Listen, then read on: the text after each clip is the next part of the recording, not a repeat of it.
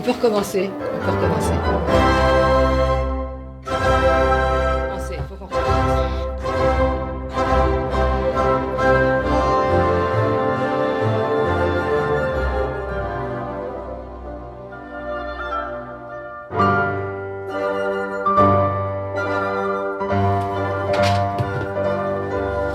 Bonjour chers amis, donc nous sommes toujours au XVIIe siècle et nous commençons par Locke, n'est-ce pas?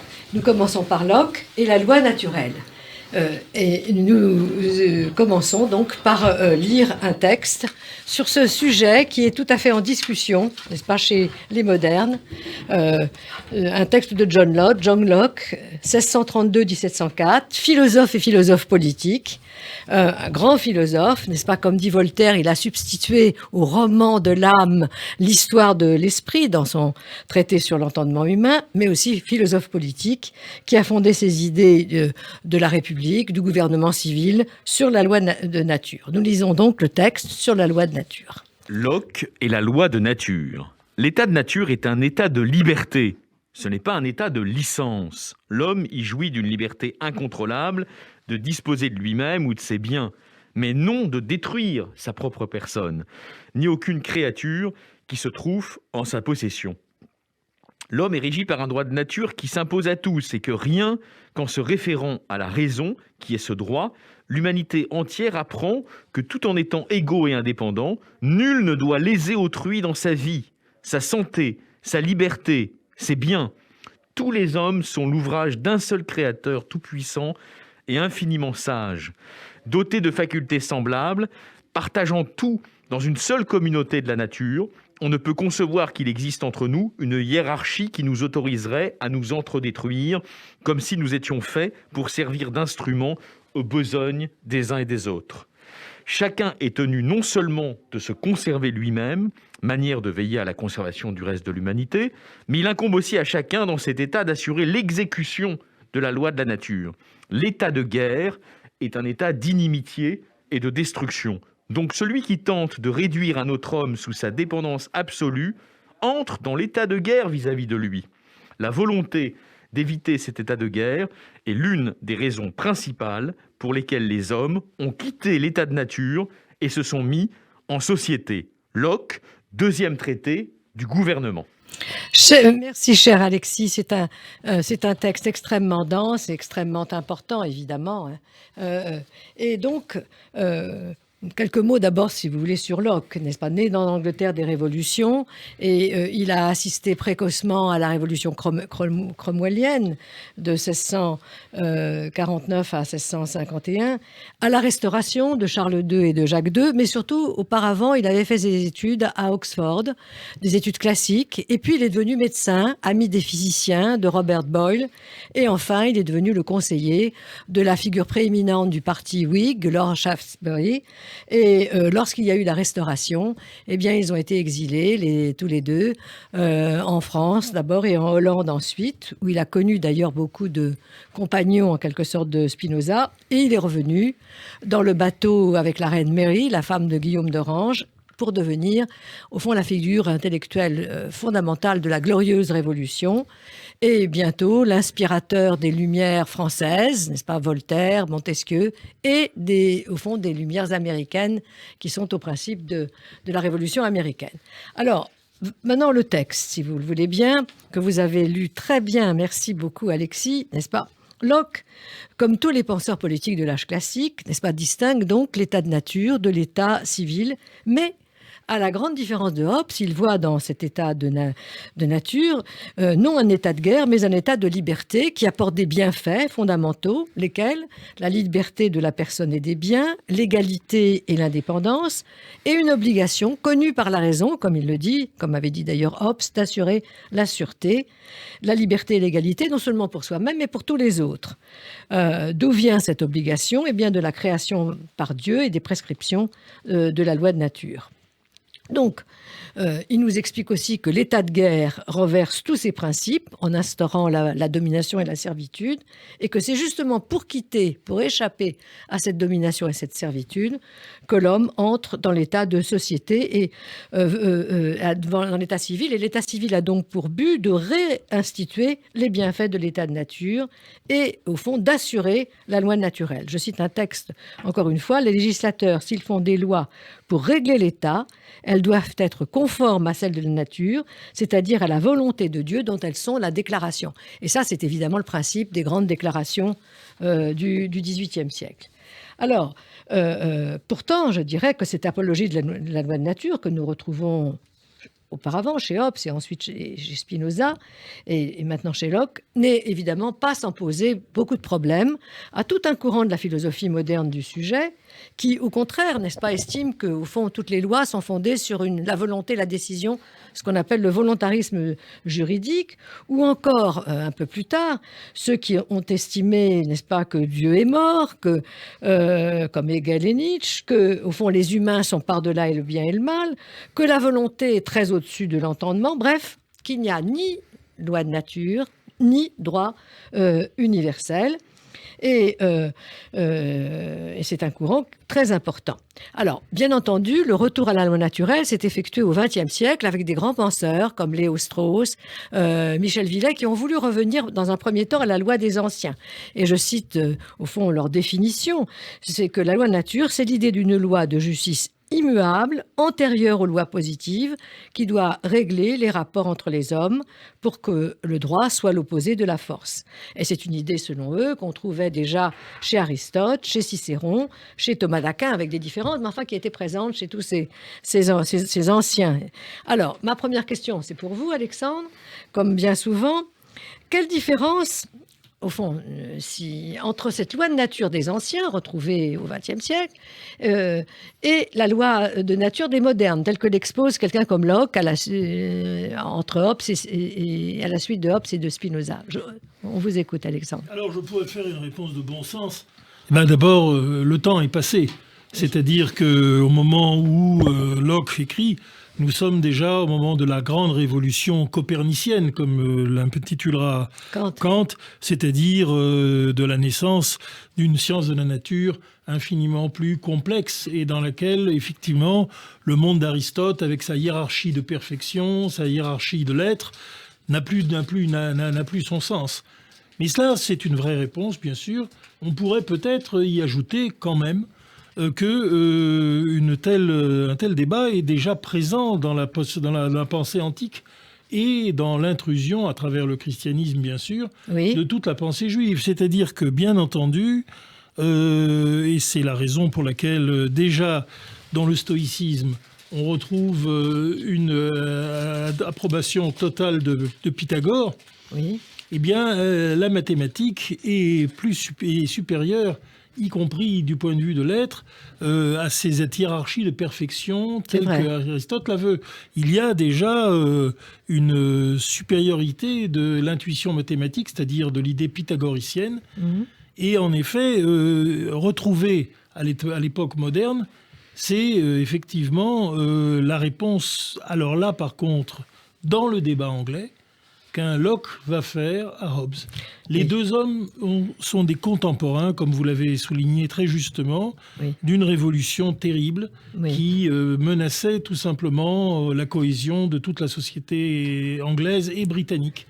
Et bien entendu, dans le pessimisme intégral de Hobbes, il y a quand même la défense du droit naturel en disant il faut défendre la nature, y compris avec des mesures de volonté pour interdire la guerre civile.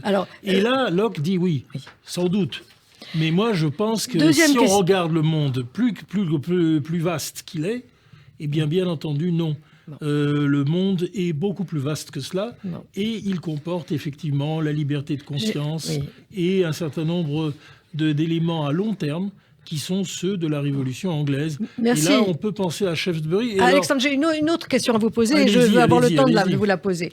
Est-ce que vous pourriez nous expliquer pourquoi, au fond, tous ces théoriciens de la loi de la nature sont des défenseurs des droits de l'homme et qu'inversement, ceux qui rejettent la loi de nature ont rejeté également les droits de l'homme. Et là, je parle évidemment de ces philosophes de la volonté de puissance qui ont fait florès au XIXe siècle. En quelques mots. Ce sont les fiers à bras que l'on connaît encore aujourd'hui.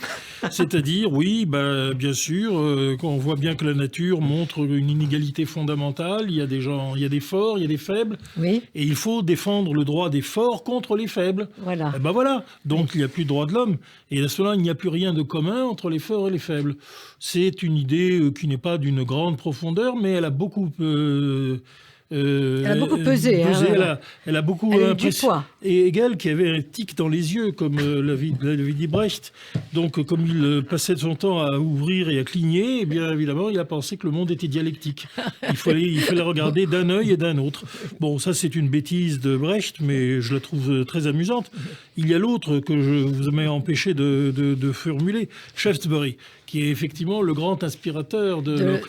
Et du parti Whig, oui. Donc du parti libéral, qui pense que la liberté et qui ne croit pas au péché originel. C'est une vieille idée anglaise, ça. Pélagianisme. Le pélagianisme. Mais non, il n'y a pas de péché originel. L'homme est perfectible et il peut y arriver avec un peu d'expérience, un peu de bon sens. Et alors là, Shaftesbury, évidemment, ça me fait penser toujours à l'avenue Shaftesbury, que je prenais toujours par le taxi. Oui. Et alors, elle ouvrait toujours devant... Alexandre, on va vous abandonner dans le taxi. Music Hall, où il y avait toujours, cette publicité. No sex, we are British. Oui.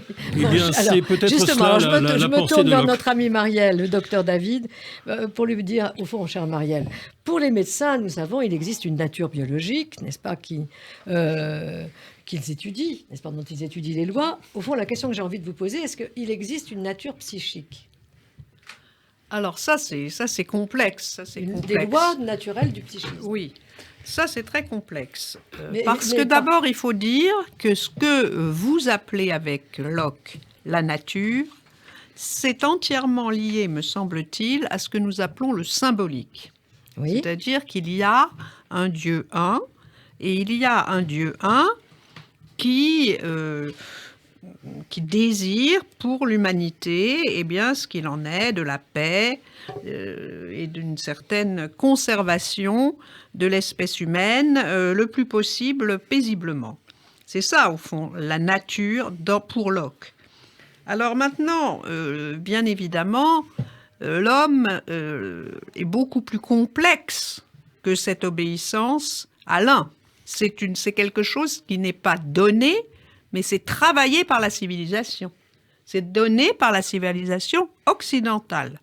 On sait qu'en Chine, avec Confucius, par exemple, il y a de l'ordre, il y a de l'obéissance, mais pour l'instant, il n'y a pas les droits de l'homme, justement. Oui. La nature n'est pas la même. Alors maintenant, bien évidemment, est-ce qu'il y a de la nature pour la psyché ? Bon, je crois que c'est une question qui, évidemment, est difficile.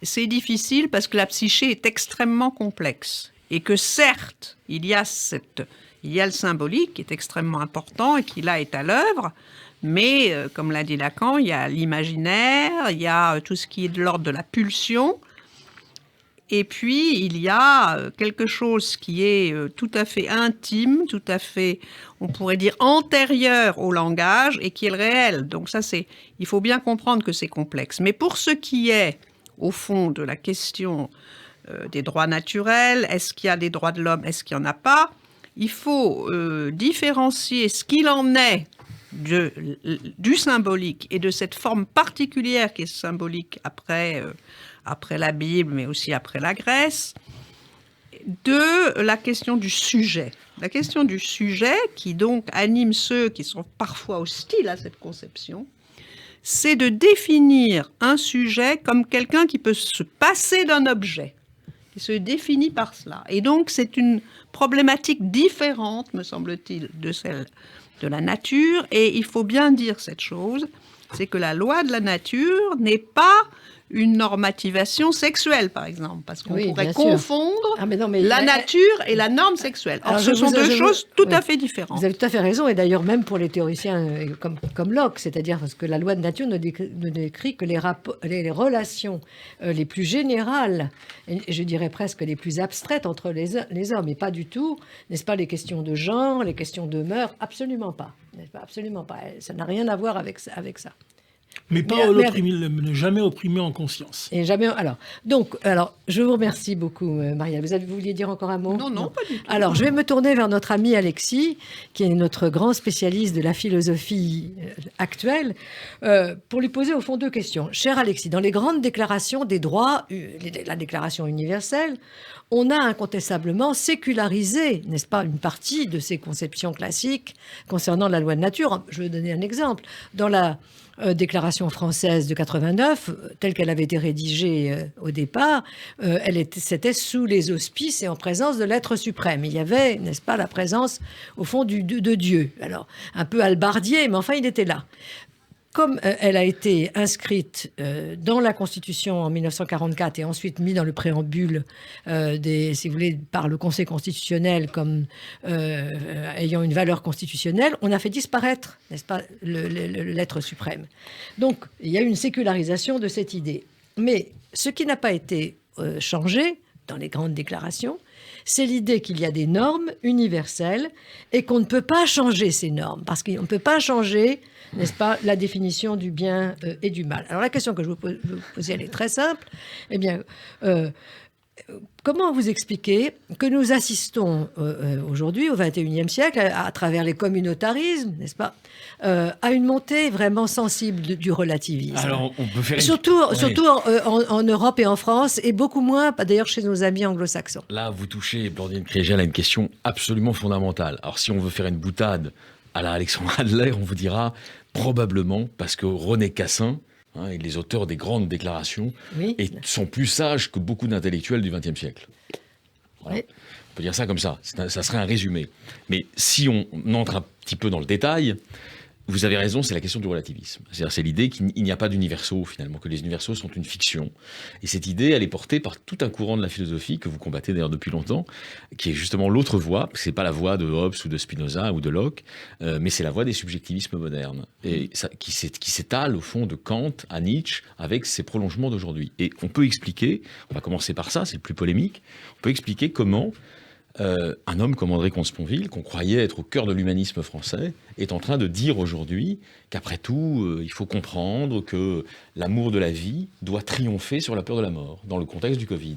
Sous-entendu, il faut comprendre que après tout, il y a peut-être un âge auquel il serait légitime que... Mais c'est pas l'amour de la vie, enfin pas l'amour de la vie des vieux déjà. Et ça, c'est le relativisme contemporain qui aboutit justement à déconstruire cet édifice de la philosophie politique que Locke rappelle dans le texte qu'on a lu, qui est qu'on ne touche pas la vie d'autrui. Et on fait tout pour préserver la vie d'autrui, quoi qu'il arrive, quoi qu'il en coûte, comme aurait dit le président de la République. Ça, c'est la première idée. Donc c'est le relativisme, l'ombre portée du relativisme.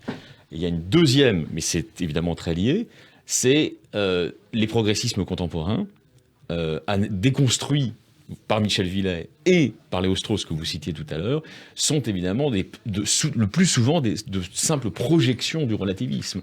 C'est-à-dire que cette connexion originaire du progressisme avec, au fond, les idées bibliques plus ou moins sécularisées ou laïcisées, elle a été coupée. Et elle a été coupée par un phénomène que Léo-Strauss a décrit le premier et qui est passionnant, qui est ce qu'il a appelé, dans un langage polémique, qui a été repris ensuite par Alan Bloom, notamment dans L'âme des armées, la nietzschéisation de la gauche. Alors, c'est pas toute la gauche, mais vous avez une grande partie du progressisme contemporain qui, au fond, ne croit pas dans les universaux, ne croit pas dans cette forme de charité laïcisée qui est la bienveillance pour autrui. Alors que toute la gauche était pour les droits de l'homme auparavant. Mais elle ne croit qu'au coup de force. Elle ne croit qu'au coup de force, elle ne croit qu'au vitalisme.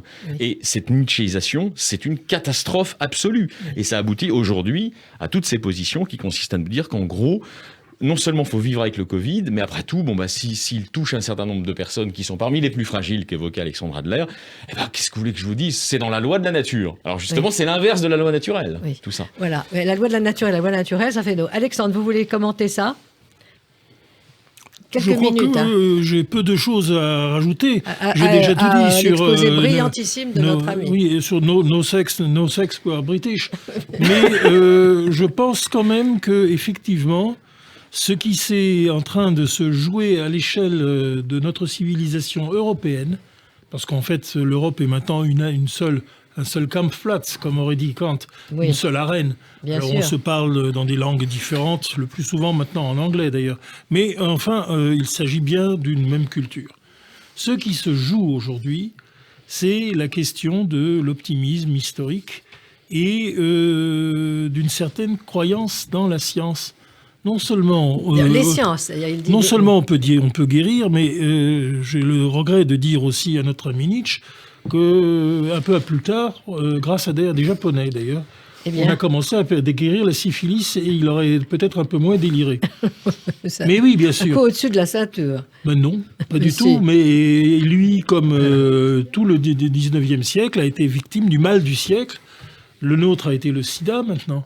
Mais c'est toujours cela. Eh bien, on peut vaincre toutes ces maladies. On peut les endiguer. D'abord, c'est les trithérapies. C'est arrivé quand même à banaliser beaucoup cette affaire. Mais maintenant, on va bientôt trouver un vaccin.